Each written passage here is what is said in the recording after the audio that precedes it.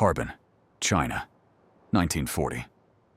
In the middle of occupied Manchuria, a facility exists that officially doesn't exist. On the gate, a harmless name: Epidemic Prevention and Water Purification Department. The reality inside, among the most horrifying chapters of the 20th century. The man behind it, Lieutenant General Shiro Ishii, a physician, a microbiologist, a monster. Over 3,000 documented victims, possibly hundreds of thousands more, all erased from history. This is the story of Unit 731. Japan, early 1930s. An empire with ambitions beyond its borders and the ruthlessness to achieve them. In Kyoto, a young medical officer watches the world's great powers ban biological weapons. He sees an opportunity. His pitch to his superiors: if the world fears these weapons so much, they must be the future of war. In 1936, the Japanese army approves the plan, disguised as a public health program, funded without limit. The location: Pingfang, a remote village near Harbin, in occupied Manchuria, chosen for one reason. No one was watching. The local villages were demolished, 300 families displaced. In their place, something grew. 150 buildings, over 6 square kilometers. A self-contained city. On the outside, a water treatment plant. On the inside, the world's first industrial-scale biological weapons laboratory. 3,000 staff, 150 buildings, power plants, airfields, railways. Ishii recruited the best minds from Japan's top universities. Brilliant doctors, respected scientists, men who went home to their families every night, who celebrated their children's birthdays, who called this work. Prisoners arrived at night in black trucks, windows sealed, ventilation holes, the only air. A secret tunnel beneath the main building led to the inner prison. From that point forward, they were no longer human. They were given numbers and a name: Maruta, logs, like firewood to be burned. Most were Chinese civilians. Others were Russian, Korean, Mongolian. Men, women, and children. Inside those walls, every scream was measured. Every death recorded. The facility was divided into 8 divisions, each one focused on a different weapon. Plague, anthrax, cholera, typhoid. They didn't just study these diseases, they weaponized them. Pressure chambers tested how much a human could endure before their body simply failed. Outside, in the Manchurian winter, frostbite experiments were conducted at 40 below zero. The data they collected on hypothermia, on disease progression, on human suffering, was without equal and without mercy. Vivisections, organ harvesting, procedures performed without anesthesia to observe the body more accurately. But the laboratory was only the beginning. The real weapons needed to be tested in the field.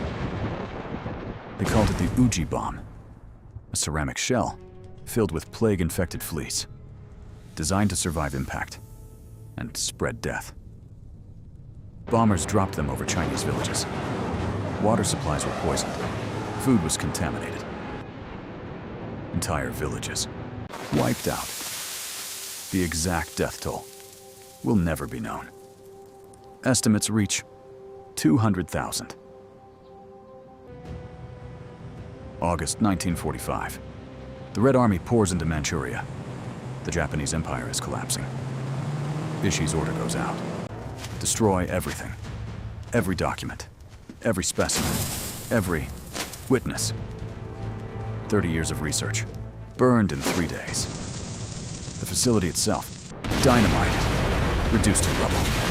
The evidence, it seemed, was gone forever. The remaining prisoners, all of them, were killed. Their bodies burned. Every staff member ordered to take the secret to their graves. They vanished into the chaos of retreat.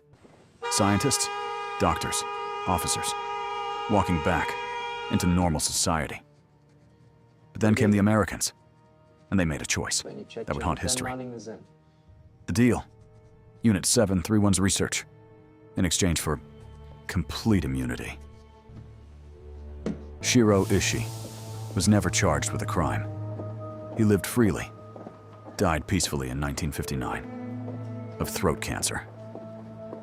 His staff became university presidents, medical association chairs, executives at pharmaceutical companies, leaders of post-war Japan. Sir, do you stand by The Soviets held their own trial in 1949. A dozen officers convicted. The testimony documented everything. The West dismissed it all. Cold War propaganda. The truth was inconvenient. America's files on Unit 731 remained classified for decades. Some still are. In Japanese schools, Unit 731 didn't exist. For 40 years, the subject was forbidden. But the victims' families never forgot. For them, the war never ended. Finally, in the 1990s, survivors began to speak. Lawsuits were filed. Japan, for the first time, began to listen. In 2002, a Japanese court acknowledged what had been denied for half a century. Unit 731 was real. Its crimes were real. The court finds Today, the defendant the ruins of Pingfang guilty. are a memorial, a place of mourning, of questions, of warning. The museum preserves what was meant to be erased. Photos, documents, testimonies from men who confessed before they died. Some of them did confess years later, when the guilt finally became too heavy to carry alone. The research, some historians argue, it advanced American biological weapons programs by decades. The data was used. The victims, forgotten. And Unit 731 was not alone. It was the center of a network. 20,000 staff, dozens of facilities. A machine of science, weaponized against humanity. Today, we remember, not the perpetrators, but the victims. The Maruta, the logs. Each one, a person with a name, a family, future that was stolen. We say their names because they were never allowed to keep them. Unit 731 is a warning, not just about what armies can do, but about what institutions can hide, and what the powerful can be forgiven for. The facility is gone, the doctors are dead, but the lesson must never die with them. If this story moved you, subscribe. Next week, we travel back to ancient Greece to witness the death of a civilization, the plague of Athens, when a single outbreak destroyed the ancient world. Be there.